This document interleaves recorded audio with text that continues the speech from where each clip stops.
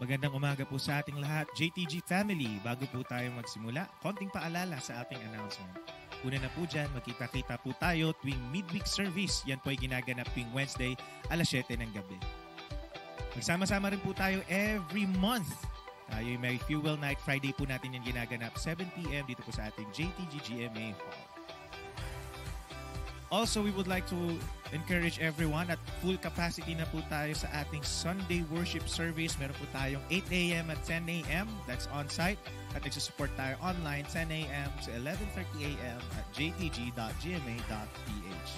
And finally, we encourage everyone, sumali na kayo sa ating mga small groups. May 3 pamamaraan kung paano po tayo sasali. Meron po tayong Bible study group, discipleship group, at connect group. According to your age, we have youth, young adults, and men's and women's connect group. Simulan na po natin ang ating morning devotion. Muli, magandang umaga po sa lahat.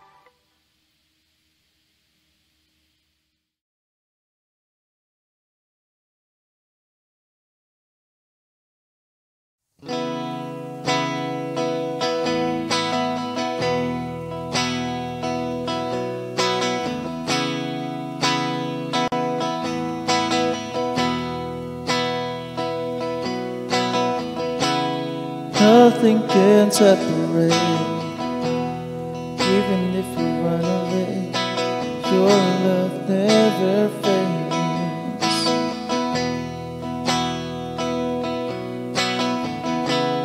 Though I still make mistakes, but you have your mercy for me every day.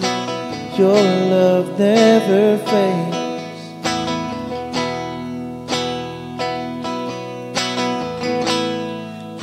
Same through the ages.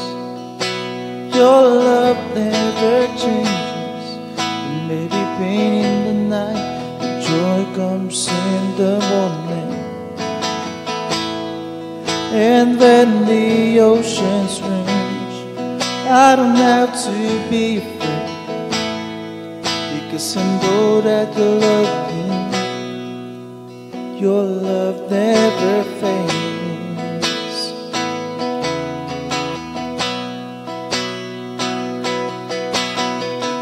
Feeling strong and the far asleep, I'm not alone, faith is open sea. Your love never fades.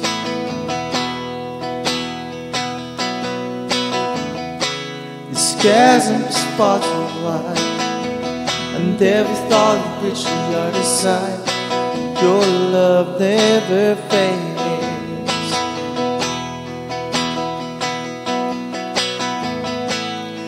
Stay the same through the ages. Your love never changes. Maybe pain in the night, but joy comes in the morning. And when the oceans rage, I don't have to be afraid, because I know that you love me. Your love never fades.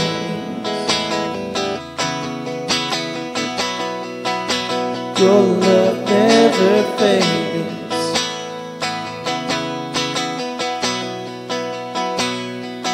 You did all things work together for my good. You did all things work together for my good. You did all things work together for my good. All things work together for my good.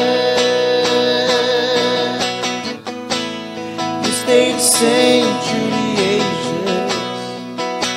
Your love never changes. Maybe pain in the night, but joy comes in the morning. And when the oceans rage, I don't have to be afraid, because I know that you love me. Your love never fades. Oh, your love never fades.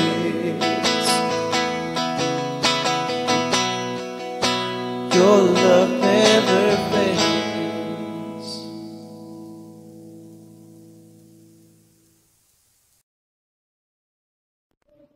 Good morning po sa ating lahat and welcome po sa ating morning devotion. At sa umaga pong ito, muli po tayo mag-aaral ng salita ng Diyos. Pero bago ang lahat, tayo po muna ay manalangin.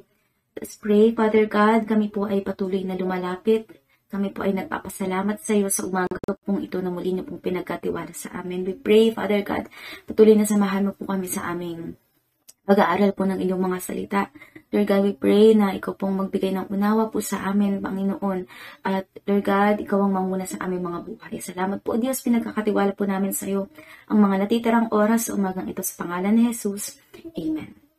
So sa umaga pong ito, ang ating pong pag-aaralan is makikita po natin sa Philippians 4 verse 8. Sabi po dito, "Finally, brethren, whatever is true, whatever is honorable, whatever is right, whatever is pure, whatever is lovely, whatever is of good repute, if there is any excellence and if anything worthy of praise, dwell on these things." So ang topic po natin is, our mind matters. So tayo po bilang mga Kristiyano, napaka-importante po na ma-filter natin kung ano yung pinifeed natin sa sarili natin or kung ano yung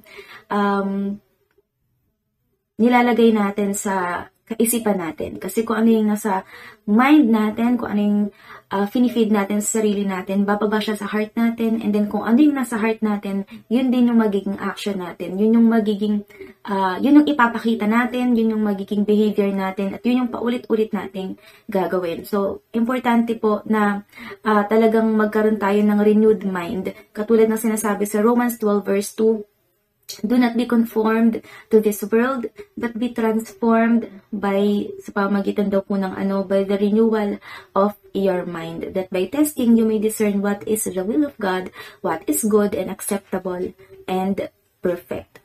And sabi din po sa Ephesians 4 verse 23, "And to be renewed in the spirit of your minds." Matthew 22 verse 37, "And he said to him, you shall love the Lord your God with all your heart, with all your soul, and with all your mind."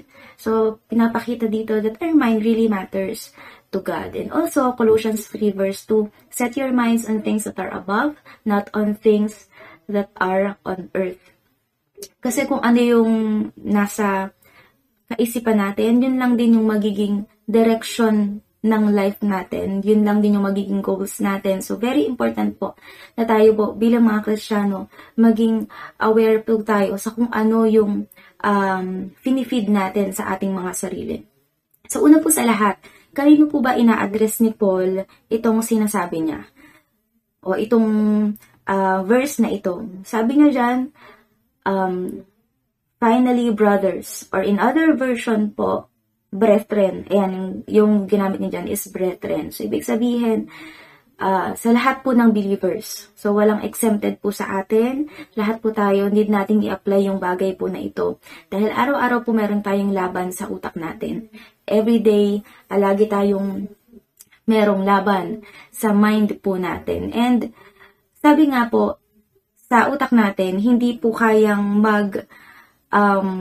dwell yung two opposing thoughts. Ibig sabihin, hindi ka pwedeng sabihin natin na at peace ka, pero at the same time, anxious ka.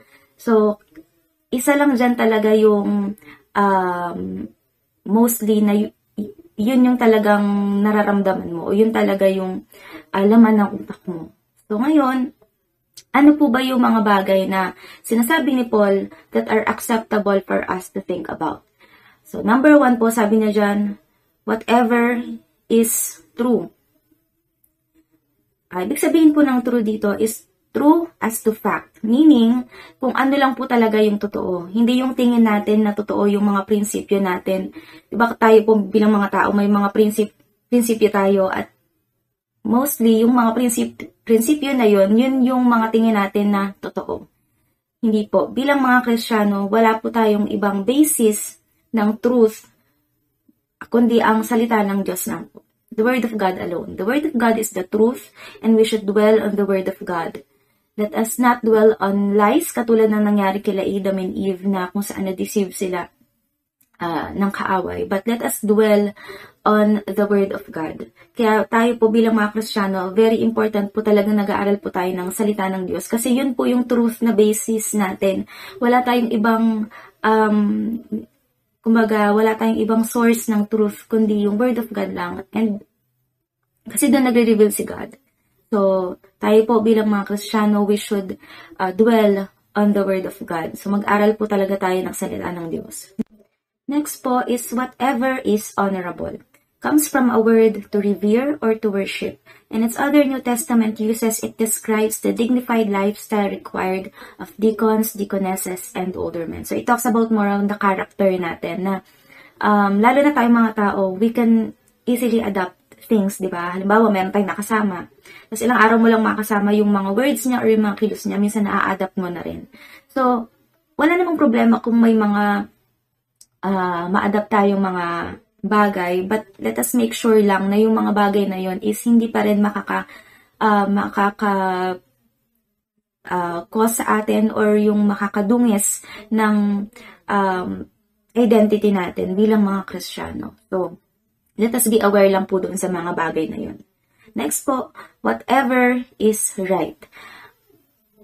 It describes whatever is in perfect harmony with God's eternal, unchanging standards. Again, as revealed in Scripture, believers are to think on matters that are consistent with the law of God. So, tayo po bilang mga Kristiyano, we should think whatever is right, na makita tayo na yung ginagawa natin is always based on the Word of God. So, babalik ka pa rin talaga dun sa Word of God. Na importante na meditate talaga tayo ng Word of God so that kung ano yung magiging actions natin, magbabase pa rin tayo dun sa salita ng Diyos. So, next po, whatever is pure. Is that which is free from defilement, stainless, that which will not contaminated, that which is morally and inwardly pure. So, as our God is holy, so we should also be holy. Lalo na po sa mundo natin ngayon, ang daming mga bagay na nino-normalize na hindi naman dapat i-normalize. So, tayo po bilang mga Kristiyano, we should not be yung nag-compromise or nag-agree doon sa mga bagay na yun. So, let us think on things or let us dwell on things na makakatulong sa atin na makalakad doon sa kabanalan din ng Panginoon. Next po, whatever is lovely. It refers to that conduct which is dear to someone, lovable, endearing, amiable, gracious, charming, pleasing, winsome. It is a conduct which is pleasing in its motive and actions towards others. So, paano po ba tayo towards others? Palaaway ba tayo? Or lalo na ngayon, no, konting away lang, konting initan lang sa daan, dami nang nangyayari, naglalabasan ng baril, nagbubungbugan na. So, let us not think or let us not dwell on those things, but makita natin na kapag nandun tayo sa sitwasyon na yun, ano yung maigi natin gawin? Or how do we respond on those things? So, yun po, maging maingat po tayo lagi. And whatever is of good repute. It refers to that which is well spoken of, praiseworthy, laudable, highly regarded, or well thought of.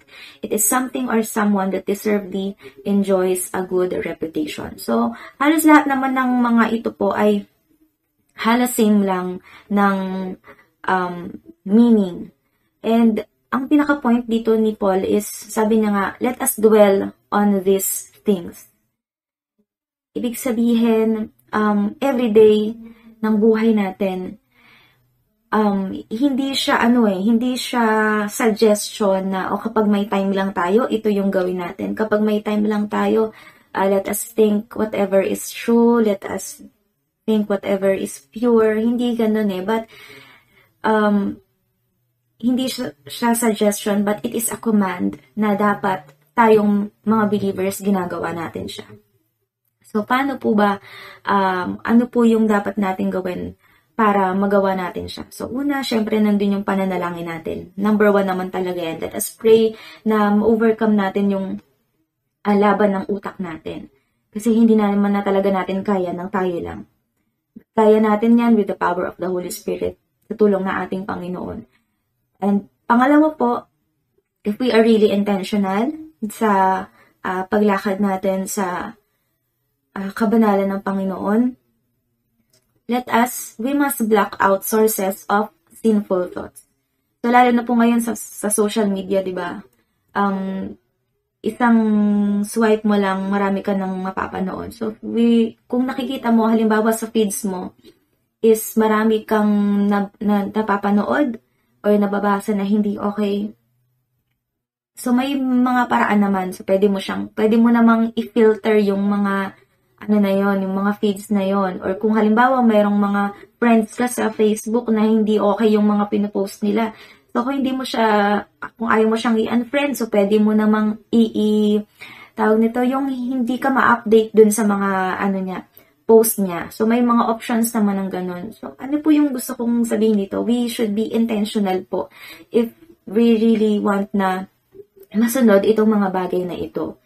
So, halimbawa ako, may mga time po ako na nagde-deactivate po ako pag medyo napapansin ko na talaga na marami na ako nababasa or marami ako napapanood na hindi okay. So, may mga time na nagde-deactivate po talaga ako para lang ma-clear lang yung utak ko. So, may mga ganun po. So, pangatlo po, let us meditate on the Word of God. So, pinaka-importante po talaga yan. Katulad ng sinabi natin kanina, babalik at babalik pa rin po talaga tayo sa Word of God dahil yun po yung truth na dapat nating isapamuhay o dapat natin na dala-dala yung truth po ng Word of God. So, pwede natin sabihin, hindi po ako reader hindi po ako mahilig magbasa. So, marami po tayong paraan. So, pwede po tayong makinig.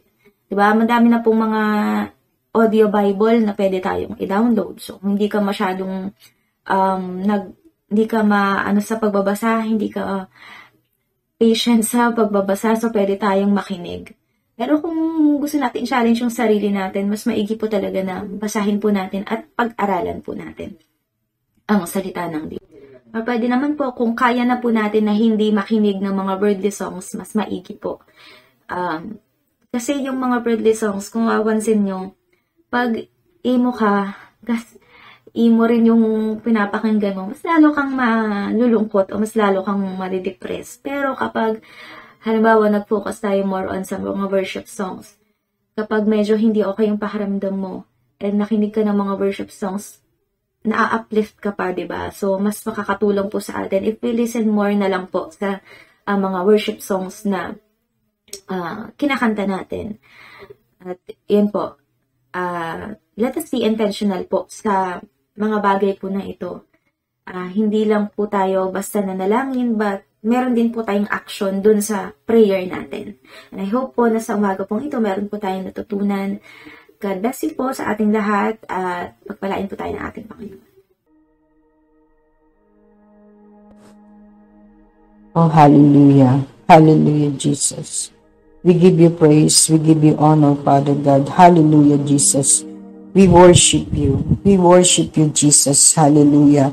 Pinupuri ka namin, pinasasalamatan, dinadakila ka namin, Ama. Napakabuti mo po sa aming mga buhay, Panginoon. Salamat po sa umagang to, sa panibagong buhay, kalakasan, kagalingan na pinagkaloob mo sa bawat isa sa aming Panginoon. Salamat po sa lahat na nag-join, Father God, sa morning devotion na to, Panginoon.